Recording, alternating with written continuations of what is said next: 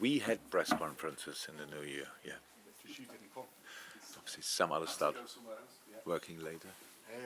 As usual, we'll have a brief breakout at the end for nationals. I remember up until 10:30 tonight. Alan. Jurgen, sad news this morning regarding Gianluca Vialli. Did you do you have any memories of him? Did you ever get to meet him? No, never met him. But in this specific case, it's everybody knows what a player he was, and when you see the reactions of his former teammates, former colleagues, then it tells you a lot about what kind of person he was, and really sad. I think it's pretty rare that somebody thinks, okay, he was old enough, but with 58, definitely not. And when you're yourself 55, then you realize, oh my God, that's it's coming closer. Let me say it like this. But it's really tough, and the reactions say everything. I didn't know him personally. I only knew him as a football fan, and he was an outstanding player, obviously. And I wish him, his family, all the best, his friends, all the strength necessary to get through this, and he will be remembered in the best possible way, definitely. Thank you.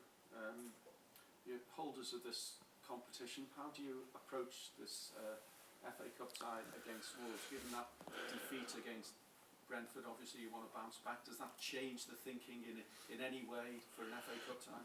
No, it doesn't change. The only what always change, it's just if the amount of games you have around. So if you play Wednesday, Saturday, Tuesday, or whatever, these kind of things, then you have to think about it. But in our case, we played Monday last time, and now Saturday, and then I think again Saturday. So no, it was always clear we will line up as good and strong and experienced as we can. But we actually always did. Just it looked sometimes a bit different, but always the best possible lineup for a specific game. But with Monday, Saturday, there will not be a rotation because of the competition or whatever. No. You certainly, without Virgil van Dijk, I suppose that is the bad news, a big blow. But is that tempered by any good news that Cody Gakpo is ready for his debut? What's the news on Van Dijk and Gakpo? Yeah, couldn't be more different, to be honest. Both are Dutch. That's the only similarity, pretty much. Yeah, okay. On Virgil, it's a surprise for us. It was obviously a big blow. He didn't feel a lot, and I took him off actually. So because no risk, so it was not clear. Maybe he would have tried and stuff like this. So in the end, the diagnosis was pretty harsh, and but we talk about weeks. So more than a month, but I hope then it goes quick. But we have to see. For now, he's not available, and that's how it is. And we have other centre halves, so it's now, as long as that's the case, everything is okay for the team. But for Virgil, obviously, it's hard. But for him, he played an incredible amount of games over the last years, to be honest. And so now we cannot use him on the pitch at least, but only off the pitch we will do that. And with Cody, it's the other way around. Cody's in for 2 days, 2 training days now, full training days, and it's a joy to watch, to be honest. It's and of course with our situation, injuries with the strikers as well, it's really nice to have a guy on the pitch who obviously is pretty natural in a lot of things of the offensive part of the game and knows where the goal stands, and that's always very helpful. So, and he's obviously full of joy, enjoying each second in the moment, and so yeah, that's very good. Can I just ask you one more? The FA and the Premier League and the EFL are meeting today, and other representatives, and on the agenda is the scrapping of replays for 3rd and 4th round FA Cup ties. Would you be in favour? Yeah, was always. Sometimes it can be a lifeline to smaller clubs, though. We have to find other solutions for that. The lifeline for smaller clubs cannot be massive problems for clubs who play all 3 days. So there must be other solutions. So, and it's how often did it happen that a smaller club came through because of this extra game? How often? That's like there's only one game. I know there's again money involved, and that's how I said that we have to find solutions for that. Nobody wants to kill the smaller clubs or wants that they have to exactly the same right for existence like all of us. But we cannot sort all the problems by playing more games. So that's not more possible, and that's why I would be in favor of that. But I said so many things in the last 7.5 years. Nothing of them happened pretty much. So 90 minutes and penalties. Yeah, fine, great. Juliet. Jurgen, with listening to what you were saying about Virgil, is it just wear and tear then with him? What is it? Is it just wear and tear when you talk about the injury? You didn't think it was an injury, and then the amount of games that he's played. Is it just a knock on from that, this injury that he's got? That's hamstring. It's hamstring. What else should it come? We only played and then he, because he played all the games, he's recovering between the games. So never had an issue with muscles. Never mentioned anything. So before, and that just now happened. So that's how it is. Nothing to say about nothing. We did nothing different. It was one sprint too much then in that moment. Okay. And with Cody, when you say he's a joy to watch, what have you picked up that you haven't seen or didn't know about him already? It's just it's a good footballer, good in small spaces, likes to finish from distance as well, and a pretty good shooting technique, a good dribbler, all these kind of things. What everybody who wants to know could know, because I have a lot of videos out there. And that's all. But it's obviously different if you when you sign a player, you watch a lot of stuff, and in the end, it's still nice to see it then in real time and live in front of you. So that's what I mean with it. And in a way, I suppose it's nice for him to get started, bearing in mind, he signs and then he hasn't been able to do that much because of the work permit situation and everything else. Yeah, but I'm not sure if any player who got signed in this window already played, probably not. So we were pretty early, so this is the first possible moment where a player could play. Yeah, maybe if our Premier League game would have been not the second, but the fourth or fifth, or last night when they played, yes, then maybe we could have played. But for us, it's the first possible moment, and it's absolutely perfect because we usually business starts later on in January. Decisions are made later, and these kind of things. And in this specific case, we were pretty early, and that's why I'm completely fine with the situation. And in other terms of the injuries, just sorry, is there anyone else available to come back? Hendo. With Jordan's concussion? Exactly. He did exactly what he was allowed to do yesterday. Big parts of team training without heading, and from today on, he I think is completely allowed to do everything. No, I think that's it. Jurgen, I know you've had problems with injuries in terms of available players, particularly in midfield. Are you any closer to solving? Particularly in midfield. Well, you've had midfield players injured. But not only. If you want to ask a question, you don't have to prepare your question with the lead up. So, okay, you want to ask if we sign a midfield player. Nothing to do with Simon and Russell. Nothing good then. Nothing to do with Russell. Okay. No, to solving the balance problem, whereas the defence is not constantly put under a lot of pressure, and still teams are able to get through the midfield with a lot more ease than they used to do. If things like this happen, then it's a general problem, not a midfield problem. So it's not that might be in the late 50s or 60s when the midfield was responsible for, and that in the midfield something is wrong. So football is a much more complex game. Meanwhile, defending starts up front. If you don't defend there, and you have still the same idea, the idea in your mind how you want to defend, and if you don't do it, then the midfield has no chance. So the pitch is too big, the opponents are too good. That's long ago that we really had to talk about these kind of things. Balance might be a problem now, not so much in the last game. The goals we conceded were 2 from a set piece and 1 from a counter attack. There was not doing the ball through the midfield. It was it had nothing to do with midfield, definitely not. Before that, I don't know, it's all about organization. It's not so much about that one midfield player or whatever could sort that. It's about us then in that moment to do it collectively in the right manner. And the way we want to defend is clear. That works out pretty often.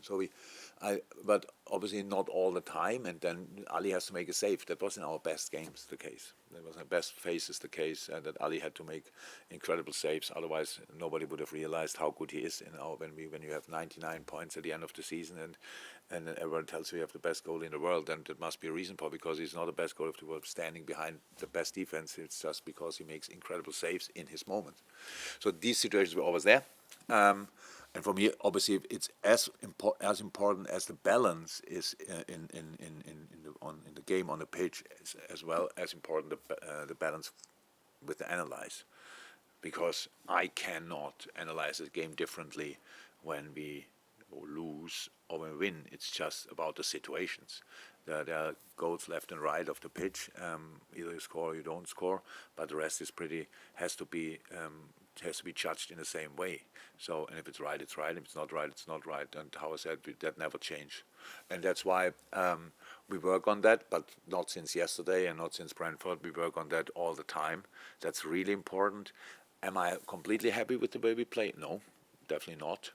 But I can't see it as a midfield problem. It's a general thing. But even in these games now and at Brentford, we lost it, and it's exactly how it felt, and it's how it should feel. But we had a really good start in the game, and we should have been 2-0 up before Brentford was first time in front of our goal or had a corner, and nobody would have won about that. But that's not given in the moment that we score early or immediately. These kind of things. So we have to work extremely hard to force the luck a little bit to get in this position, and then you have the momentum and not the opponent has the momentum, because at Brentford it was obvious that they had always the momentum until we scored the 2-1. We scored the 2-1 even before. It was for an inch offside, so could have been 2-2 at that time, and that would have been an interesting game. So we lost it, and it's really exactly the opposite of what we wanted. But we know we have to, or we want to be more clear, more balanced, more structured, more intense in moments, and that's what we are working on. I know you don't have Diogo Jota available at the moment, and Sadio Mane's not around anymore, but to go back to the point that you made... Luis Diaz, Bobby Firmino, all three are not available. I'm talking specifically about the pressing at the top end of the pitch. You said defending starts at the top end of the pitch. Are the players at the moment not doing it to the extent that you want from them, or in the way that you want? That's not too much a question of to want it. My job is to make it that clear that the boys not about wanting, that they feel it, that it's 100%. That's clear. We have the right timing. We are together. We are compact. We can do these kind of things. Yes, if things don't work out, then somebody is not doing exactly like he should. That's sometimes one person, sometimes 2, 3, 4. That's not consciously or willingly. It's not like that. It's not no. That's it. It's just it doesn't work out, and it's because this is nothing. You don't start pressing here. You start pressing here, and that's what it is, and that's what we did very often. But I only mentioned that because you spoke about the midfield, and that's how my life is as a manager. I want to make sure that it's not a midfield, and the next thing you realize then it must be up front. So and now we have the next position to play. But it's all fine. Yeah, you know it. Maybe you don't want, but I said it in public. So that means that anybody else can do with it what they want. But that's all fine. Really, all fine. We don't think we are brilliant in a moment, and we should have won at Brentford 7-0 or whatever. We are here. We know we lost there, and we want to show reaction, and we have the next chance to show the reaction tomorrow night. Thank you, Carl. Aye. Just go back to Cody.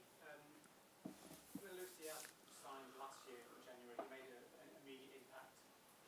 We've seen prior to that, Virgil came in January, he made a massive impact. How confident are you that Cody can make a significant contribution straight away, or have you seen that already? Do you think he can fit in straight away, considering his form this season? No, he looks really good. Looks really promising. He looks fit. That's all good. Is he at 100% fitness? I don't know. He trained with that. He had now a few days where he was allowed to train, but not with the team. Now 2 days with the team. I think the sessions you could see are intense for him because different, not more intense. But everything what is new is obviously then you feel it a bit more. And I'm very positive about him. Very. But I'm not sure if it's not helpful that we compare. Lucio's impact was really special, to be honest, and we could swap around a little bit. We had difficulties as well, injury-wise, and that was extremely helpful. That's how it will be in the moment as well. But Cody gets the same amount of time like each player. You have to settle in offensively. It's not that easy. He comes from a different league. That's always difficult. It was for Lucha as well, but then you don't have to compare that. But we expect a positive impact, definitely. Marcel? Marcel from the Telegraph, Netherlands. Gini Wijnaldum told me once that before he joined you, he had a really, really good meeting with you and a good talk about his personality. And did something similar happen with Cody? And is the personality of a player important to you? It was not exactly, yeah, it's very important to me, absolutely, but it was not exactly like that. Junior was in my house, but it was not possible with Cody, so we had a phone call, we had a long conversation, but in a moment when we were allowed to do that. So that's obviously slightly different, and when you sit together in a room alone, then the conversation is different. You have, so that's clear. But it was not possible in this case. We had to do it differently. But I really think Cody, and you know that probably better than I do, all the things you can know about Cody, Gakpo is describe him as a very, very good person. So he's born and bred, Eindhoven, there for years and years. Don't know exactly how old he was, 8-9 years when he joined the club, going through all the teams, all the ranks, becoming captain at the age of 22, 23. That all says a lot about him. Then that's what I knew before. Then you speak to a boy, and then his perfect English. Obviously, a lot of Dutch guys really speak an incredible English. So it makes the conversation really easy in that moment. Then you see his face, his smile has the warmth in there, and we had obviously information from Virgil as well about him as a person. So there were actually not a lot of doubts, there were no doubts at all. And yes, personality is very important, I think, not only in football, generally in life, it's very important. And so very happy with the signing, very, very. He's a very intelligent boy, that's how we know him. Good schools, all his family, etc. The fact that he chose Liverpool above all the others Proves the point. Does it say a lot about him or about the club or both? Because Both, I think. So I think there were easier moments, if you want, to join Liverpool in the last year. I'm not sure we were not qualified for the Champions League already, but it looked like okay, that will happen. So this year we cannot guarantee that. So, but Cody never asked. It happens from time to time that players, what do you think will make the Champions League, stuff like this. He can read the table obviously himself, so he knew that will be a bit a tight decision. But what I really like about this is he's obviously a guy who doesn't want to jump on the running train, he wants to push the train. So I like that a lot. Good for him as well, because it always helps in life if you are a little bit like that. I think, and you again, I'm now 7.5 years inside. I don't see the club from outside anymore, but you know that Liverpool is a massive club. It is, and what we can give to players is the size of the club, but the feeling inside is very, very. We are really close together. That's how it is. We describe it internally as a family. We don't go outside and tell everybody as a family or whatever. But internally, it's exactly like that. We sing birthday songs for everybody. We do all these kind of things. Everybody gets flowers in the right moment and these kind of things. So we don't forget the personal thing, and that probably Virgil told him. Was not necessary that I told him. So could we be more successful in a moment on the pitch? Yes, definitely, no doubt about that. But everybody knows we fight with all we have for getting there again, and we will get there. But it's always tough in these moments. It's always tough, and I really like the fact that he decided pretty quickly, yeah, that's the right club for me, and that speaks volumes about him. Thank you, Marcel. thank you. We'll just move on to the embargo section.